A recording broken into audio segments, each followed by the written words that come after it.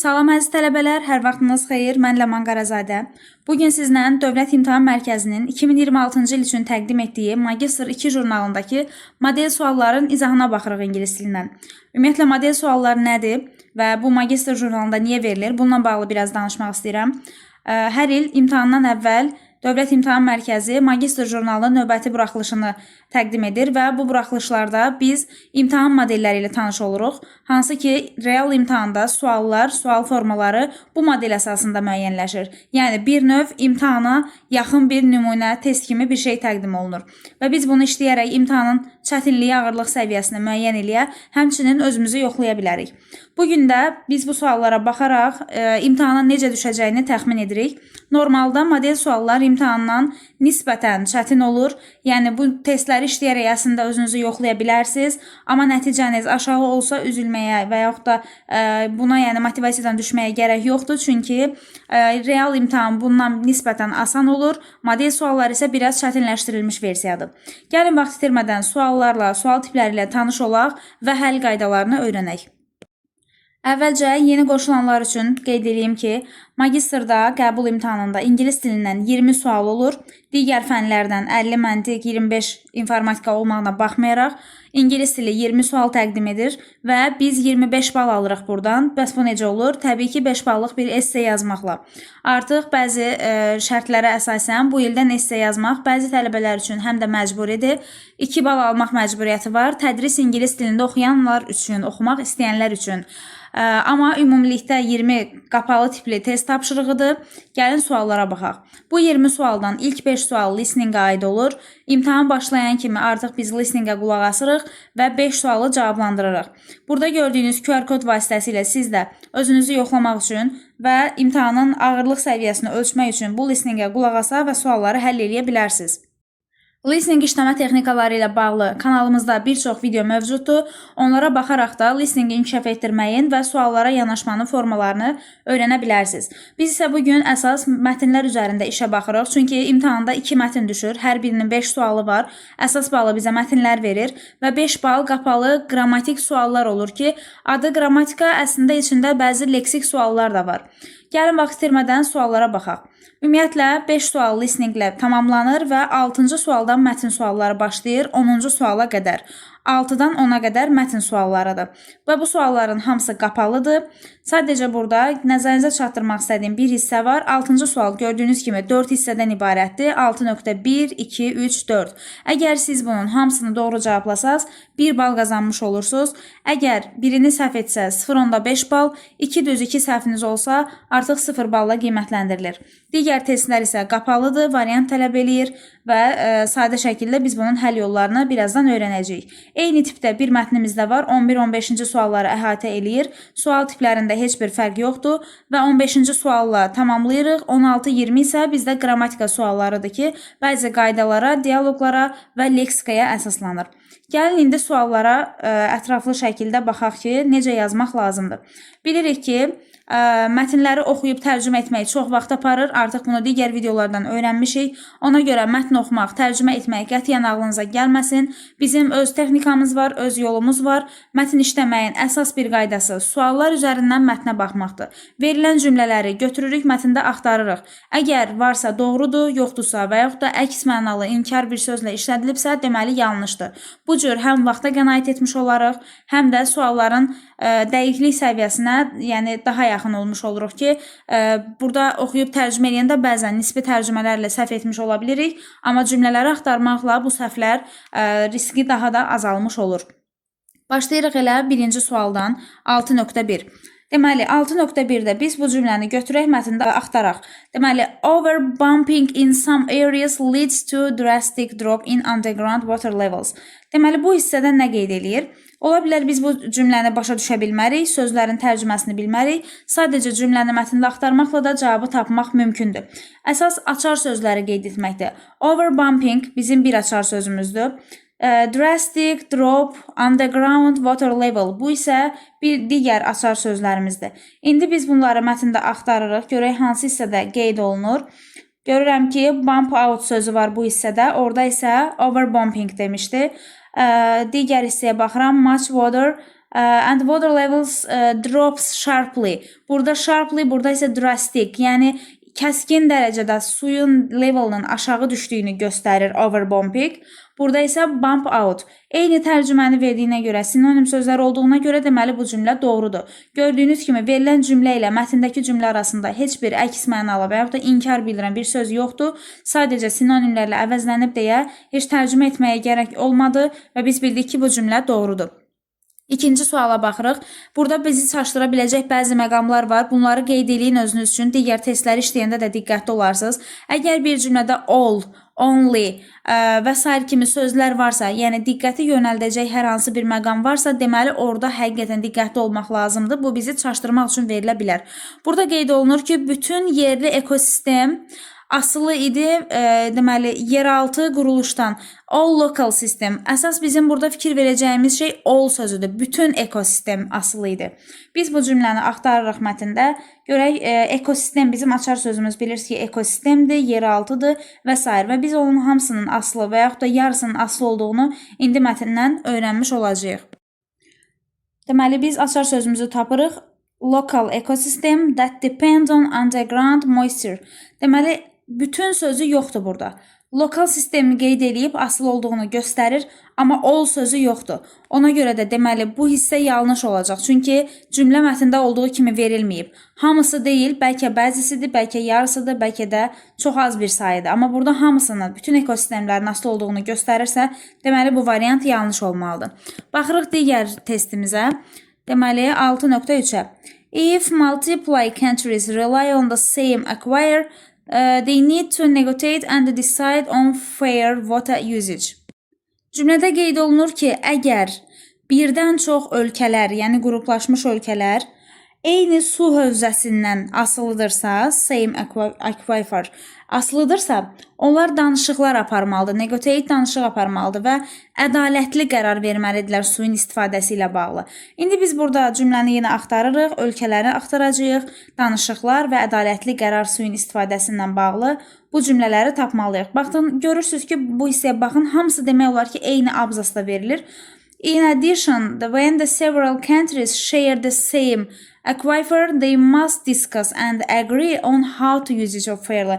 Bəli, onlar əgər eyni su hövzəsini paylaşırlarsa, they must discuss. Bunu müzakirə etməlidirlər and agree, razılığa gəlməlidirlər ki, bu sudan necə ədalətli istifadə etməlidirlər. Deməli, cümlə mətndə də olduğu kimi var. Bu cümləmiz də doğru olacaq. Cavab olur A variantı. Next sentence baxırıq. Fossil aquifers are among the most researched water resource on the earth.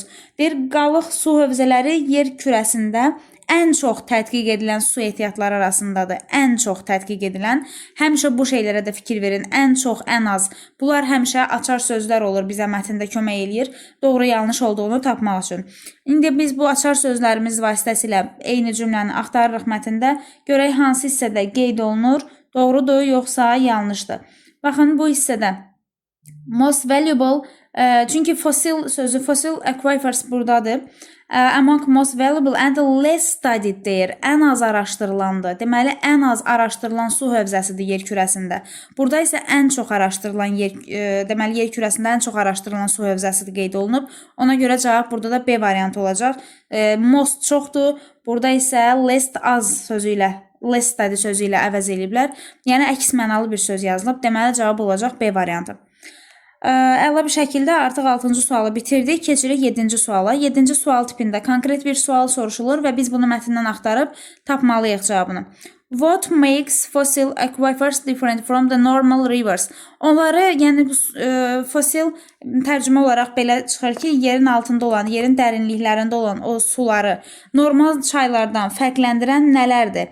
Yəni fosil akviferlər necə fərqlənir yerin üzərində axan normal sulardan? Gəlin onların fərqini araşdıraq, onların müqayisəsi ilə bağlı hansısa bir cümlə axtaraq görək necə müqayisə olunur. Ümumiyyətlə, bu abzasda bununla bağlı məlumat verildiyinə görə biz buranı oxumalıyıq və onları haqqında burada məlumat əldə etməliyik ki, onların fərqlərini də buradan müəyyən eləyək. Fossil aquifers are vital for survival in desert areas. Daha çox səhra ərazisində yerləşdiyini yazır. Since hardly any water is entering them. Okay, bu hissəni sona qədər oxuyuruq. Burada normal sularla bunun fərqini tapmağımız lazımdır. Deməli, səhrada yerin altında yerləşdiyini qeyd olunur, daha dərinliklərdə olduğunu və çaylardan fərqi yəqin ki, dərinliyi olacaq. Çünki normal çaylar torpağın üzərindən gedir. Onların isə heç vaxt bərpa olunmadığı və s. həmçinin yerin altında çox dərin getdiyini göstərir.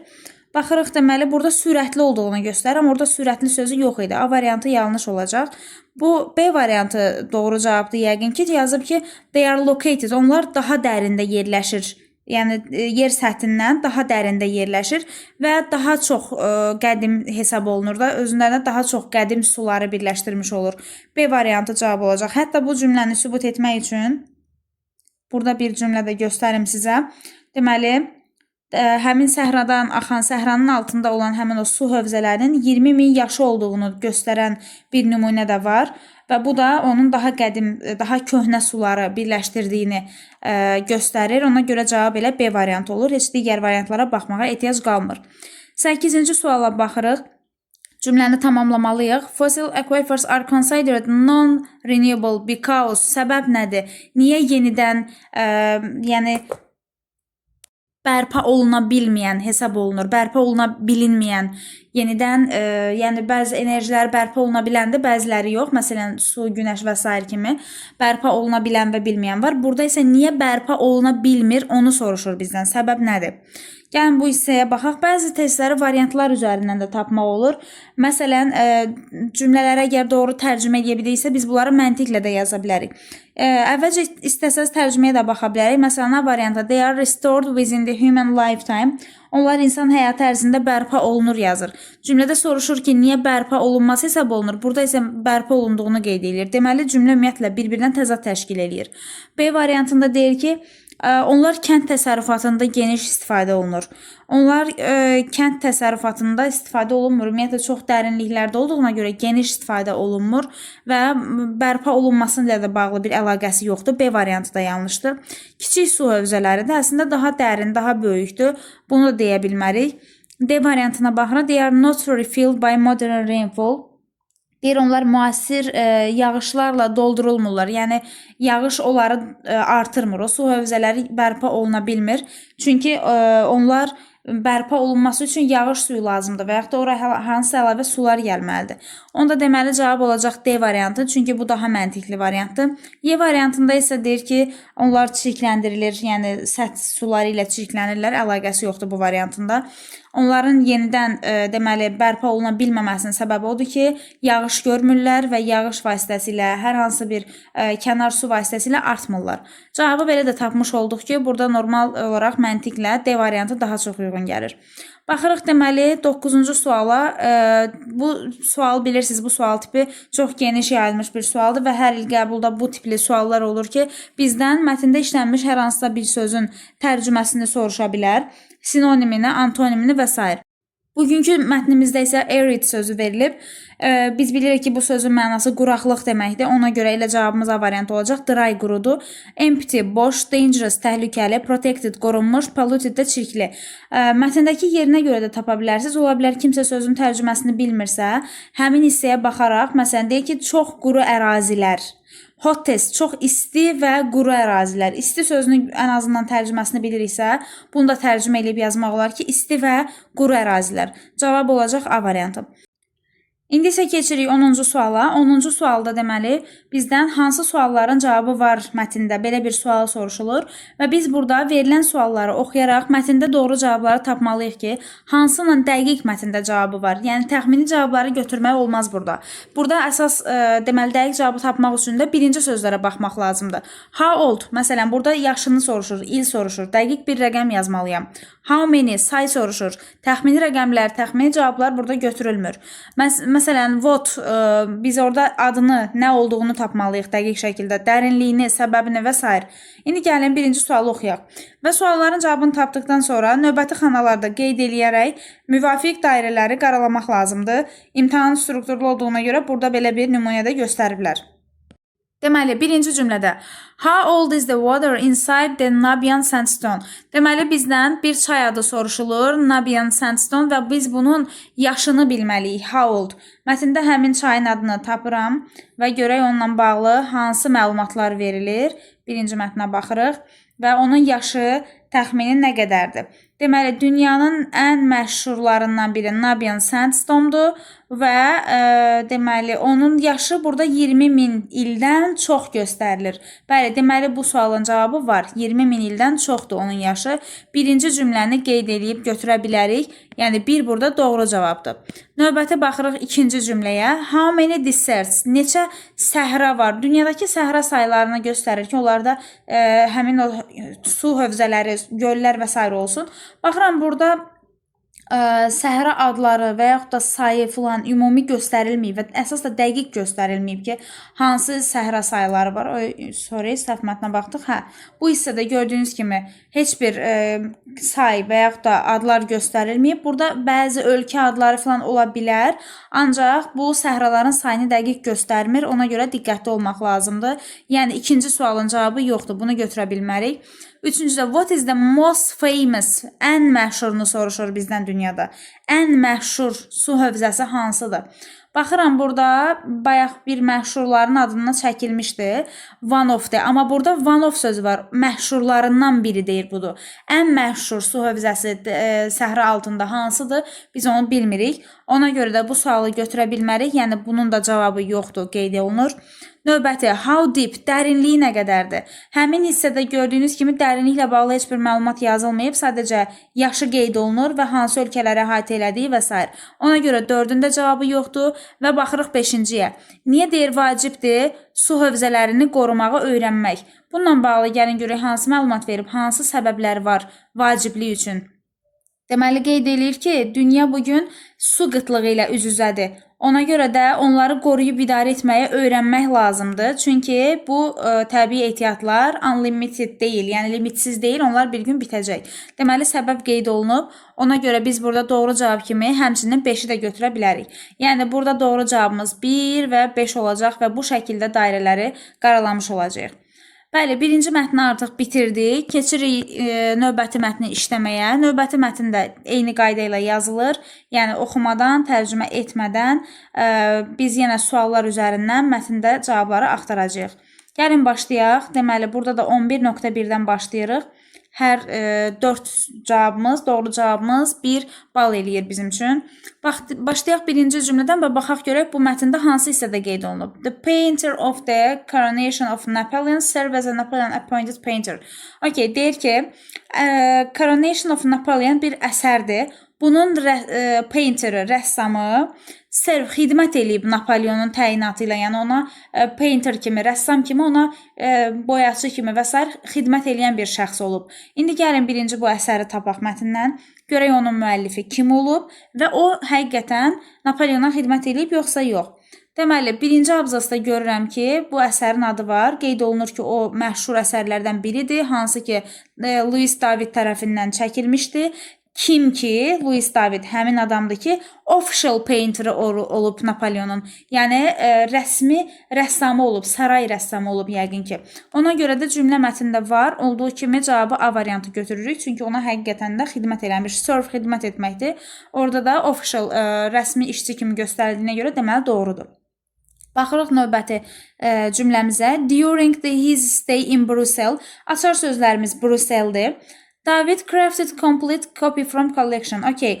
During və əsas məsələ duringdir. Ərzində, Brüsseldə olduğu müddətdə. Əsasən bu cümlələrdə birinci hissəyə fikir vermək lazımdır. Çünki zamanla bağlı nələrisə səhv eləyə bilərik. Baxırıq indi Brüsseldə olduğu müddətdə. Bizim açar sözümüz Brüssel olduğuna görə tapıram bu cümləni. During, bircə dəqiqə, during deməli his exile in Brussels, David also created full size copy from memory. Əla, deməli bu cümlədə full size copy deyir. Burada da complete copy deyir. Yəni tamamilə kopyalayıb oradakı kolleksiyadan. Onda doğru olacaq. Brüsseldə olduğu dövrdə bunu eləyir. Deməli cavab A variantıdır. Baxırıq növbəti 1-3-cü suala. 11.3-ə yəni. David received assistance while creating the coronation of Napoleon. Deməli, David asistan olaraq qəbul eləyir asistanlığı.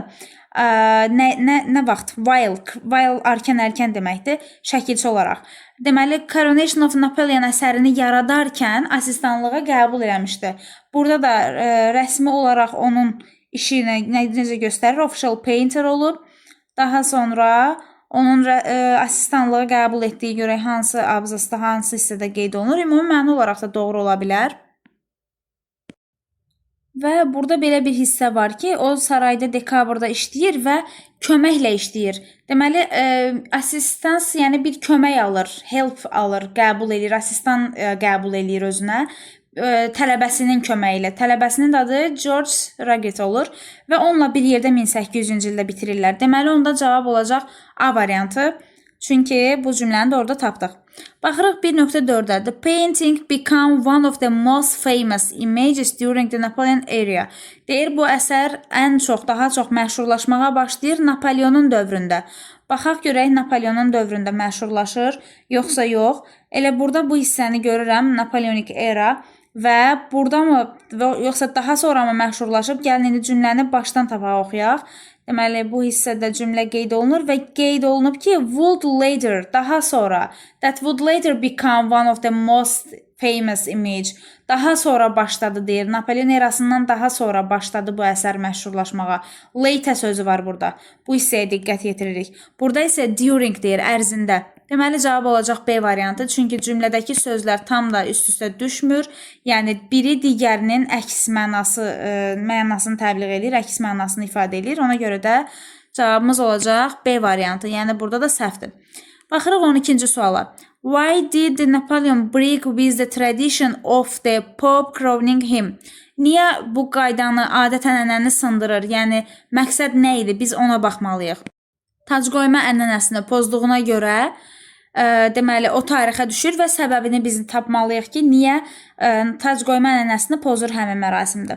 Bizim də orada açar sözlərimiz tac qoyma, mərasim və s. kimi sözlər olduğuna görə birinci bu hissəni və əsas da broke sözü var orada. Qaydaları sındırmaq, adət-ənənəni belə deyək, imtina etmək və s. bu kimi sözlərimiz var. Gəlin tapaq görək, hansı abzasda bununla bağlı məlumat verilir. Qeyd olunub ki, traditionally the Pope placed the crown on the monarch's head. Deməli, monarxın başında olmalıdır bu tac.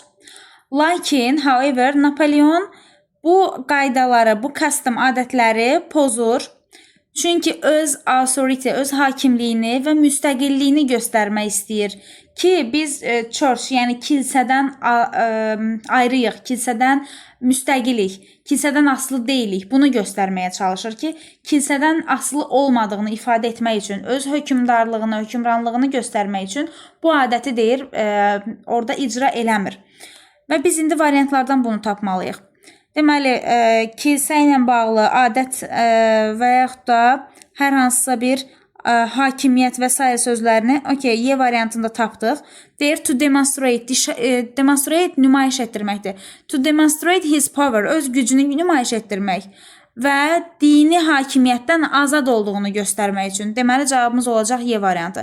Bəzi sözlər dəyişdirilib, tam eynisi yazılmasa da, həm digər variantlarda da görə bilərdiniz ki, o sözlərin heç biri orada yoxdur. Məsələn, burada onun arvadından danışır, his wife. Burada insanların nəyisə qoruyub saxlamaqdan maintain sözü var, yoxdur. Immediate sözü var, yoxdur. Elə bu variantları çıxanda da doğru cavabı tapmaq, təxmin etmək mümkün idi.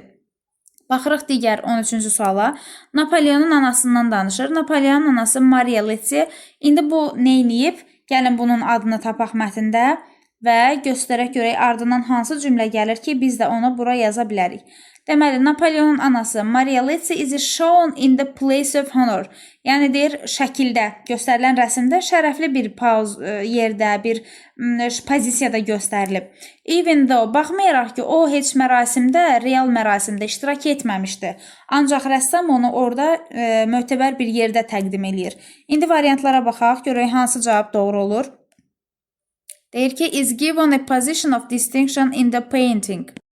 A variantı doğru cavab olacaq. Bəli, deyir o fərqli bir mövqedə təqdim olunmuşdu. Fərqli bir pozisiyada distinction of paintings, yəni rəsmin fərqli bir pozisiyasında təqdim olunub. Bəli, elə verilən cümlə ilə bu doğrudur. Digərlərində məsələn formally, burada deyir formal olaraq göstərilir. B variantında is depicted as honor minor figur kimi, yəni kiçik bir yer ayrılıb deyir ona, amma orada daha çox böyük bir yer ayrıldığını göstərmişdi. Had common artistic, yəni sadəcə bir artistik vərdişi kimi, yəni onu orada vurğuluyurlar sadəcə var deyə. Və ya da not depicted, təsvir olunmamışdı deyir. Bu variantların hamısına çıxanda biz bizə təqdim olunan mətndəki cümlə ilə görürük ki, demək olar ki, eynilik təşkil eləyir və ona görə də A variantımız burada doğrudur. Keçirik 14-cü cümləyə. 4-cü paragraf deyir nə ilə başlaya bilər? Bu sualları yazmaq üçün həmişə həmin abzasın əvvəlini oxumaq lazımdır. Görək orada söhbət nədən gedir və biz ora hansı məntiqi cümləni qoya bilərik. 4-cü abzasın nöqtələr qoyulduğu hissəsini görürsünüz və biz buranı oxuyub tərcümə etməliyik ki, görək bura hansı variant uyğun gələcək. Deyir o göstərir Josefinanı və s. Deməli Napoleonun qardaşlarını, Josefi, Louisi onun yanında dayanıblar. Deməli şəkli təsvir eləyir. Burada Marshal Murat hansı ki komandan idi. Bunun şəkli təsvir olunub.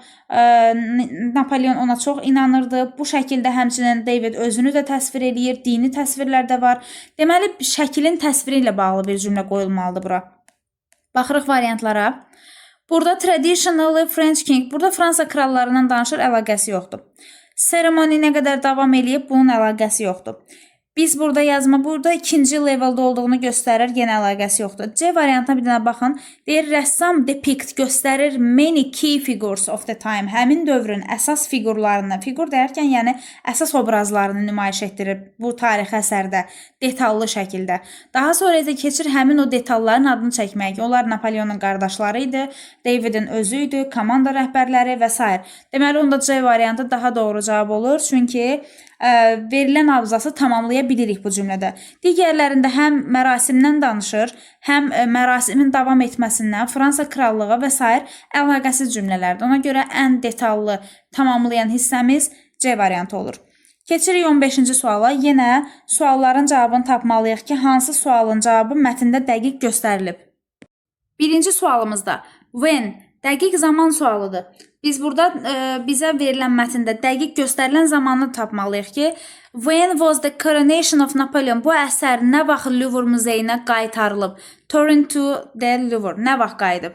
Baxaq görək, dəqiq il, ay, nəsə bir şey tapmalıyıq ki, bu əsər Louvre muzeyində nə vaxt olub və s. Burada çoxlu illər var. İndi bu əvvəlki sualları silirəm buradan və diqqətlə baxaq görək, hansı ildə deməli Louvre muzeyinə qayıdır bu əsər. Bəli, bu hissədə görürük ki, 1837-ci ildə King Louis Philippe onu Palace of Versailles sarayına gətirir. 1889-cu ilə qədər deyir, orada qalır. Daha sonra isə Louvre-a geri qaytarılır. Deməli, 1889. Bu sualın cavabı var. Ona görə də biz burada birinci cavabı doğru götürə bilərik. Yəni, bura 1 yazıram ki, bu sualın cavabı var. İkinci cümləyə baxaq. What specific instructions did Napoleon give about the composition of the paintings? Hansı spesifik instructionlar var deyir Napoleon haqqında verilib bu əsərdə. Yəni bu kompozisiyada Napoleon haqqında hansı spesifik instructionlar var? Gəl mətndə buna baxaq. Məncə bununla bağlı bir məlumat yox idi, amma yenə də baxa bilərik. Burada Napoleonun spesifik dərkən, yəni onun əsərdə necə göründüyü, nə geyindiyi, necə dayandığı və s. olmalıdır. Amma bununla bağlı bir şey yoxdur. Sadəcə ümumi bir təsvir verib. Hətta biz 4-cü abzasın əvvəlinə özümüz qoyduq o hissələri, o cümlələri.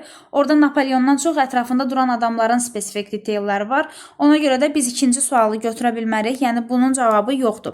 Keçirik 3-cü. What were the Napoleon's brothers formal duties? Napoleonun qardaşlarının formal duty vəzifə borcu, işi nə idi orada? Gəlin indi həmin abzasa baxaq və onun cavablarını tapmağa çalışaq. Mətndə onun qardaşları ilə bağlı danışdığı hissədə sadəcə deməli şəkildə necə düşmüşdülər, əsərdə necə təqdim olunmuşdularsa, onu yazır. Amma onların vəzifələri ilə bağlı deyir ki, qardaşları Joseph və Louis dayanmışdılar onun yanında rəsmi pozisiyada, amma onların pozisiyası nə idi? Onların orada işi rəsmi olaraq nə idi, nədən ibarət idi? Bununla bağlı bir cümlə yoxdur. Onda deməli 3-cü sualın da cavabı olmayacaq. Yəni bu variantı da götürə bilmərik. Keçirik 4-ə. Where was the coronation of Napoleon originally exhibited? Exhibited nümayiş olunmaqdır. Originalı, bu əsərin originalı harda nümayiş olunub, harda saxlanılır və s. Bayaqki abzasdan da gördüyümüz kimi Louvre muzeyində saxlandığı qeyd olunur. Yəni orada nümayiş olunub. Hətta Public 1808-ci ildə ilk dəfə Public at the Salon adlı bir ictimai yerdə də təqdim olunur. Daha sonra Royal Museumda və s. Deməli, şəklin orijinalının harda nümayiş olunduğunu, hətta bəzi seremoni var, mərasim adları da var idi ki, orada da qeyd olunur ki, göstərilmişdi. Deməli, bu sualın cavabı var. Ona görə 4-cü cümləni götürə bilərik və bura bir dənə də 4 yazaq. 1, 4. 4-ü də götürdük, 1-i də götürdük və 5-ci suala baxırıq. Why did Devil include international figures in the paintings? Deyir ki, David niyə, yəni rəssam, David həmin rəssamdır, şəkilə beynəlxalq fiqurları, obrazları da daxil eləyir. Bizim açar sözümüz burada international olduğuna görə bu söz axtarmalıyıq mətndə. Gəlin baxaq, indi görək hansı hissədə qeyd olunur. Deməli, international atmosfer yaratmaq üçün, bu hissədə görürsünüz, international atmosfer yaratmaq üçün o bu əsərə səfirləri, Halet, nə bilim, French Empire, hansı ki Fransız krallığına aid olan şəxslər, Dom və s. adlı şəxsləri bura international atmosfer yaratmaq üçün əlavə eləmişdir. Onda deməli 5-ci sualın da cavabı olacaq. Yəni doğru cavabımız oldu 1, 4, 5 və biz buradan həmin variantları tapıb işarələməliyik. 1, 4 və 5 bu şəkildə variantları qaralamaq lazımdır. Bəli, artıq mətnləri yekunlaşdırdıq. Gördüyünüz kimi çətin bir şey yoxdur. Sürətli işləyərək, mətnlərdə cümlələri axtararaq biz qısa vaxt ərzində düzgün şəkildə yaza bilərik. Əsas məsələ müəyyən bir söz bazasının olmalısıdır ki, biz sinonimləri, antonimləri gərək tanıyaq ki, verilən cümlənin eyni və yaxud da əks mənalı olduğunu orada təyin eləyə bilək. Əgər artıq bu dərəcədə söz bazamızda yoxdursa, təbii ki, bizim üçün çətin olacaq. Ona görə də hələ də qəbula düşən sözlər listi, 500 söz, əlavə 1300 söz, söz önləri və s. kimi lüğətləri öyrənməyə çalışaq. Gəlin indi keçək qrammatika suallarına. Qrammatika suallarından bu təqdim olunub ki, inkar cümlələri tapın mətndən.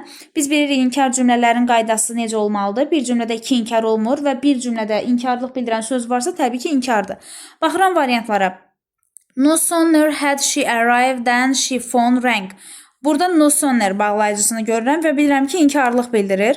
Deməli, onda bir inkar cümləmiz 1-dir. Bəzi cümlələri heç tərcümə etməyə ehtiyac olmur, amma istəsəz tərcümə eləyə də bilərsiniz tam əmin olmaq üçün.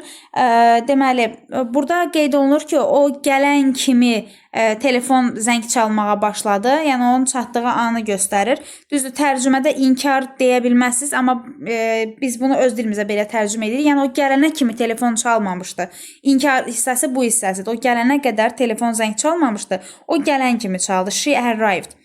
Digər varianta baxırıq. New policy provides clear guidance for all employees. Bu cümlədə heç bir inkarlıq bildirən söz yoxdur. Ona görə normal nəqli cümlədə inkara aid heç bir söz yoxdur. 3-də hardly görürəm. Hardly demək olar ki, yoxdur. Deyir o, görə bilmirdi. Hardly notice. Demək olar ki, o adam görünmürdü. O qədər qalın paltar geyinib ki, soyuqda. Onu görmək mümkün değildi. Hardly inkarlıq bildirir deyə deməli bir inkarımız da 3-cü cümlə olacaq. Onda cavab olur 1, 3. Digər variantlara da baxırıq. Yenə heç bir cümlədə inkarlıq bildirən hər hansısa bir söz yoxdur. Nə no, not, none, nanın törəmələri və s. heç bir inkar göstəricisi yoxdursa, deməli inkar cümlə deyil. Hardly yeganə deməli nanın törəməsi olmayan inkardır ki, bu cümlələrdə faizi sıfıra salır. Yəni demək olar ki, yox kimi tərcümə olunur. 0%, 0 dərəcə və biz ona görə onu inkar götürürük. Baxırıq 17-ci suala. Əvəzlik sualıdır 17-ci sualımız. Hər iki tərəfdə özündən sonra of gəlib. Bilirəm ki, everydən sonra of gəlmir, no'dan sonra of gəlmir və digəri də tərcüməyə baxacağam. Deməli, desəm ki, bütün tələbələr bilirdi cavabı, hər biri çaşqın şəkildə bir-birinə baxdı. Tərcümə düz gəlməz. Eyni ilə D variantı da eyni tərcüməni verir. Amma C variantını qoyanda deyirəm ki, heç biri bilmirdi cavabını. Ona görə hər ikisi çaşqın vəziyyətdə bir-birinə baxdı. Yəni cavabımız olacaq burada C variantı. Biraz tərcümədə rol oynayır. Baxıram 18-ə. 18-də biz məntiqi tamamlama eləməliyik. Burada sözlərin leksik baxımından düzgün işlənmə yerini tapmaq lazımdır verilən cümlə ilə. Deyir, köhnə qalanın divarları artıq uçmuşdu. İndi isə diqqətlə təmir edilib. Yəni qala neyniyib? Restore olub, bərpa olub. Daha sonra renovate, təmir edilib. Deməli 1 ilə 3 doğru cavab olacaq. Destroy məhv etməkdir. Demolish isə ləğv etmək, sökmək, yəni ümumiyyətlə yoxa çıxartmaq mənasında işlənir. Deməli heç bir variant düz gəlmir. 19 modal feillərdir. Özündən sonra to gəlib deyə, bilirəm should'dan sonra to gəlmir, must'dan sonra to gəlmir. Burada qalır have to, ought to. 2 təsdiq varsa təbii ki, bir inkar olmalıdır cavab. Tərcümə də eləyib baxa bilərsiniz. Deyirsiniz, bunu bugün təqdim etməməlisiniz. Çünki deadline artıq gələn həftəyə qədər uzadılıb. Yəni tərcümə bugün təhvil verməyə ehtiyac yoxdur. Submit eləməyə ehtiyac yoxdur. Keçirik dialoqumuza. Dialoq qəbul imtahanının vazkeçilməz sual tiplərindən biridir. Hər il 100% bir dialoqumuz olur. İndi biz burada necə işləyəcəyik bunu? Qısa vaxt ərzində işləmək üçün. Baxıram, ən çox başlayan variant deməli cavab olan variantdır. 1, 2 ilə başlayıb, bir də 5 ilə, 6 ilə başlayan variant mümkün deyil ki, cavab olsun. 5 ilə başlayan cümləyə baxıram, deyir, üzr istəyirəm. Üzr istəyirsə, bu nəsə baş verib ki, buna görə üzr istəyir. Yəni, birbaşa bununla mətn başlaya bilməz. Deməli, 5 ilə başlamayacaq. Bunlar da getdi. Yəni, ya A variantıdır, ya B variantıdır. Bizim dialoqumuz 2 ilə başlamalıdır. 2 ilə başladıram. Deyir, salam. Mən sifarişlərimin bəzilərini aldım, bir hissəsini aldım. Ancaq bəziləri buraxılıb və mən ona görə ödənişimi geri istəyirəm. İndi bu salam verib başlayıb, indi buna cavab olaraq nə deməlidir? 5 ilə başlaya bilər. Deyir, bəli, üzr istəyirəm. Can you specific deyə bilərsiniz hansı itemlarınız gəlməyib də, yəni hansı məhsullarınız sizə çatdırılmayıb. O da başlayır saymağa, məsələn 3 ilə davam edir. Deyir, headphone, qulaqlıq, USB və s. Deməli 5, 3, 1 cavab oldu A variantı. Heç sona qədər tərcümə etməyə ehtiyac yoxdur. Amma 2-dən sonra 4-ü qoysaq, heç bir halda cavab uyğun gəlməzdi. Çünki ona əvvəl sual verilməlidir ki, hansı məsələn sifariş verdiyi məhsullar gəlməyib falan, amma 4-də heç bir sual yoxdur deyə cavab düz gəlmir. Belə, bura qədər yekunlaşdırdıq qrammatika suallarımızı da. Ümid edirəm hər bir şey aydın oldu. İzaha ehtiyac olunan bir hissə varsa rəylərə yaza bilərsiniz. Və burada esse nümunələri göstərilib. Esse bilirsiniz imtahanda artıq yazmaq o şəxslər üçün vacibdir ki, onlar tədris ingilis dilində oxumaq istəyirlər. Qalan heç kəsə məcburi deyil. Sadəcə tədris ingilis dilində oxumaq istəyən tələbələr 150-200 sözlük bir esse yazaraq oradan 2 bal minimum almalıdırlar. Yəni 2 baldan az olsa belə artıq onlar tədris ingilis dilində seçə bilməyəcəklər. Yarım saat vaxtımız var. Mövzular bizə təqdim olunur. Burada göstərilən deməli yoxlama meyarlarına əsasən, qaydalara əsasən oxuyub esse yaza bilərsiniz. Ümumi isə imtahana qədər esse praktis etmək istəyənlər DİM 2025 toplusunun arxasında 38 mövzu verilib ki, o mövzulardan hər gün birini yazaraq özünüzü yoxlaya bilərsiniz. Bugünlük bu qədər. Ümid edirəm hər bir şey aydın oldu. Növbəti videolarda görüşərik. Özünüzə yaxşı baxın. Hər kəsə uğurlar. Sağ olun.